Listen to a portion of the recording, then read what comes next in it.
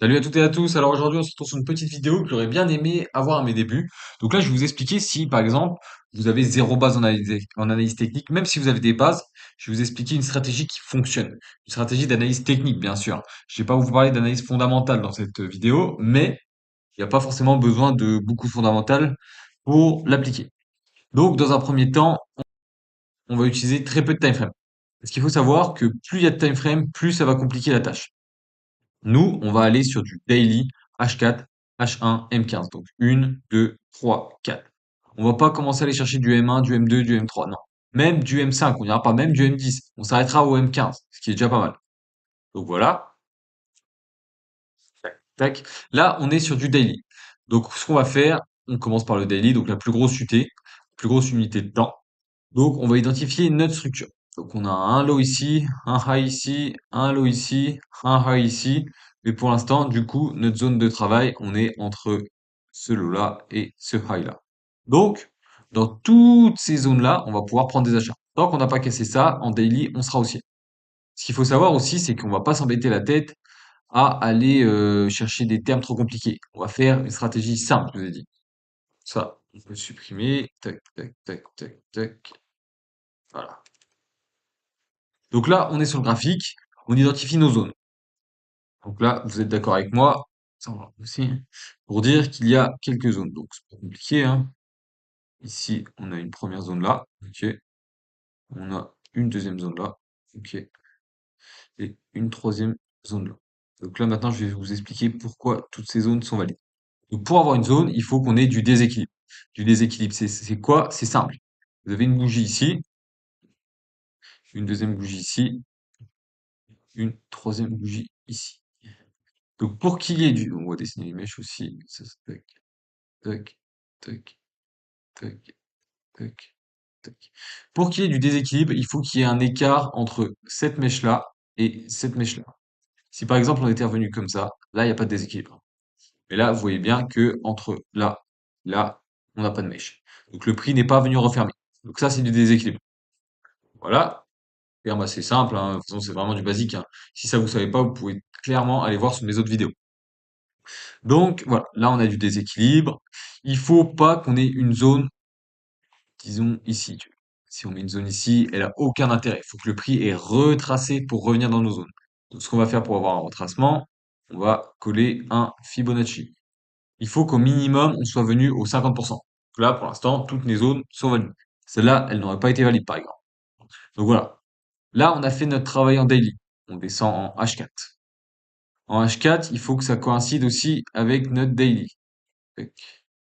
Le H4, on le met ici. On voit qu'en H4, on a un high, un low, un high, un low, un high. Et pour l'instant, on réagit dans cette zone.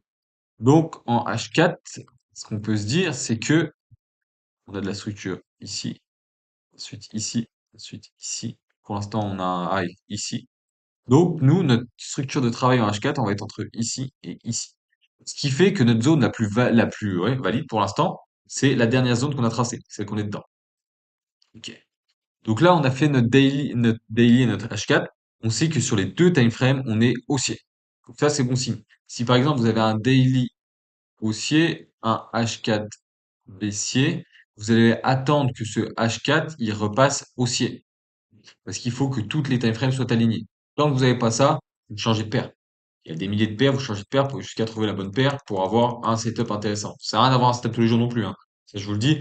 Mais si on prend un à deux setups semaine, c'est incroyable.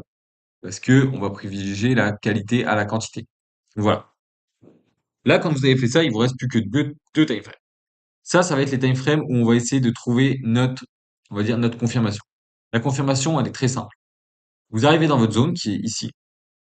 Et nous, ce qu'on va attendre, c'est tac, tac, tac, tac. On va attendre un réalignement. Donc, un réalignement, c'est qu'on passe dans le même sens que toutes nos time frames. On avait un daily haussier, un H4 haussier. On va attendre un H1 ou M15, ça dépend, tac, tac, un des deux qui repasse haussier. Une fois qu'on a ça, on va pouvoir rentrer sur le marché, tout en se protégeant en dessous de la structure ici. Donc là, voilà, on attend ça. Donc ici, qu'est-ce qu'on a? On voit clairement que notre H1, il est baissier. on fait des lows de plus en plus bas et des highs de plus en plus bas. Donc pour l'instant, on va attendre qu'on casse de la structure. Donc ici, on regarde, si on fait notre structure, on prend tac, tac, tac, tac, tac, tac, tac, tac. Et ici, on n'a pas encore de break, donc on revient break ici, on remonte ici, ici, on va là. Tant qu'on n'a pas break ici, ici, bah, tant qu'on n'a pas break ça, on sera toujours baissier. Donc vous faites comme moi, hein, le plus simple, c'est vraiment de dessiner sur son graphe pour voir. Ça, on va supprimer, on va mettre une petite barre. Qu'on a dit, tant qu'on n'a pas break ici, celle-là, on va la mettre en plus épais pour que ce soit visible. Tant qu'on n'a pas break ici, on va même la mettre en rouge. Ouais, voilà. Tant qu'on n'a pas break cette ligne rouge, on sera baissier. Si par exemple le prix nous fait ça, il revient ici, il réagit, et il fait un plus bas. Ok, pas de souci. Notre zone qui était ici, notre break, il se retrouve maintenant ici. Pour l'instant, il est ici. Donc on va attendre qu'on ait un break. Je vous ai dit M15 ou H1. Je préfère le H1 parce que vraiment, il y a plus de chances que le setup y passe. Et quand on regarde notre M15 ici, eh ben, c'est la même cassure de toute façon. Notre M15, on est là, on vient ici, là on vient ici, parce que là on n'a pas de break. C'est vrai, on vient ici, on remonte ici, là on a un break par le bas de ces lots, donc pour l'instant c'est ça qui est protégé. Ok, donc c'est la même cassure. Ok, donc ça on va pouvoir l'enlever. Tac, tac, tac. On va nettoyer les graphiques qui sont nickel. Là. Allez, on peut faire dérouler les bougies. Donc là, voilà, pour l'instant rien. Là, comme je vous avais dit, on a notre break. J'essaye d'attendre un break au maximum. Donc là, tac, avec pas une mèche. On va dire si cette bougie-là, elle allait faire une mèche, elle réintègre directement. Pour moi, c'est une prise de liquidité, c'est pas intéressant. On essaye d'avoir des corps au-dessus de la cassure. Donc là, clairement, on voit cette grosse bougie-là. Si on replay, tac, cette bougie-là, elle casse avec un corps. Donc là, qu'est-ce qu'on fait? Soit on rentre directement au marché à la clôture, donc ici, protection comme je vous ai dit tout à l'heure sous la structure, soit on met un ordre d'achat quand il viendra retester le bloc. Peu importe, on peut se mettre comme ça. Le SL, on se met ici en dessous de la structure, on essaie de pas trop le coller, on peut même arrondir un tout petit peu. Par exemple, là on est à 71,1, ben, on va mettre un petit peu de marge, au cas où il y ait du spread, on va dire 72. Là, 72,3. Parce que le prix, il peut clairement faire ça, revenir pratiquement à 100% et ensuite exploser. La structure aura tenu. Bon, même s'il y a peu de chances que ça tienne. Mais si ça se passe, il faut pas que le prix vous sorte à cause du spread. Ça serait vraiment dommage. Donc voilà. Là, on a mis ça. Maintenant, il va falloir mettre un TP. Je suis pas fan, disons, du RR fixe. Il y en a beaucoup qui préconisent le RR fixe. Moi, je vais vous dire de pas aller chercher des RR de foufieux. Par exemple, des RR20, des RR30, ça passe pas. À part si vous prenez des gains et que vous créez stop. Ça, c'est là, il y a une logique. Mais le but, c'est d'aller chercher une liquidité. Donc là, qu'est-ce qu'on voit? On voit qu'on avait une superbe trendline. Ça, c'est vraiment belle trendline de liquidité qu'on va venir chercher.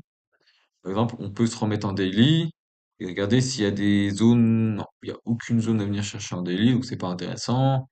On peut se dire quoi? On va target. Bah, après, je vous dis pas non plus de target du 0,5R, hein. Non, par exemple, là, on a des equals ici. Ça serait pas trop mal de venir les chercher en TP1. PP1, il serait ici. De toute façon, tout le reste, on n'a plus d'imbalance, on n'a plus rien d'intéressant. Bon, il reste un petit peu d'imbalance ici, mais bon, ça reste cohérent. Après, on peut clairement venir chercher ça, hein, c'est une liquidité, hein. Donc, on va mettre un trait sur le TP1 ici, là, et tac, un trait sur le TP final. Après, c'est le TP final, mais on peut clairement se dire d'aller chercher plus haut. Mais là, ça sera déjà cohérent comme trade, ce sera intéressant. Et RR427, ouais, c'est super bien.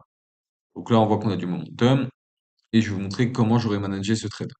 Donc là, pour l'instant, il n'y a aucun intérêt à manager parce que ici, il nous reste du déséquilibre, comme vous pouvez le voir. Attendez, tac, de côté, il nous reste du déséquilibre ici et ici. Donc le prix peut clairement revenir dedans pour ensuite repartir. Donc là, pour l'instant, rien d'intéressant. Comme vous voyez, voilà. Là, qu'est-ce qu'on a fait? On est venu prendre la zen session, réagir dans cette imbalance, et là, on commence à partir à la hausse. Bon, pour l'instant, le prix range. Comme vous voyez, voilà. C'est cette cassure que je voulais vous parler tout à l'heure. Si j'ai ce genre de cassure, ça m'intéresse pas. Juste une mèche comme ça qui réintègre, ça m'intéresse pas. Donc là, tac, tac.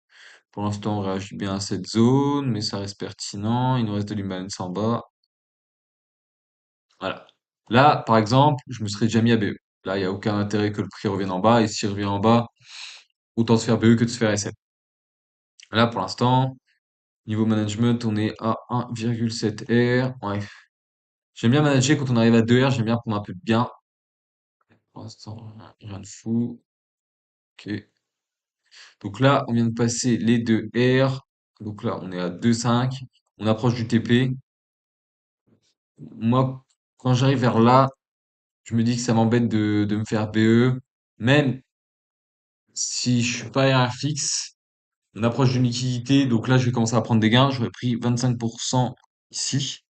Donc 25% et j'aurais laissé couler pour l'instant. J'aurais repris un deuxième 25% ici, s'il l'atteint. Donc on va voir ça tout de suite. Voilà. Là, j'ai déjà clôturé 50% de mon trade. J'ai pris en bien clôturé, j'ai pratiquement, ouais, j'ai pris 1,3, 1,2 R. Et il me reste encore 50% qui tournent jusqu'au TP final. Là, du coup, moi, je suis à BE. Je peux même mettre mon trade stop ici. Que si le prix revient plus bas, il n'y a aucun intérêt qui nous BE. Donc, autant que je trade stop ici, j'aurais déjà pris des gains et je reprendrai 0,4 R en plus. Et voilà. Voilà. Là, un super trade. Pas compliqué. Au final, le 4,25 il serait passé, mais là, j'ai pris 2,1 plus 1,3, 3,4 R. Donc, sur cette position, 3,4 R, vous voyez, vraiment une position assez simple. Donc, zone, confirmation. Ensuite, vous rentrez et c'est en dessous. Vous managez votre trade en ayant prévu à l'avance ce que vous allez faire. C'est mieux parce qu'une fois qu'on est dans le trade, c'est sûr qu'on n'a plus la lucidité. Et ce qui est bien, ce que je vous ai pas parlé, c'est que c'est beau d'avoir des trendlines, ce genre de choses. En gros, ça fait de la liquidité à venir chercher.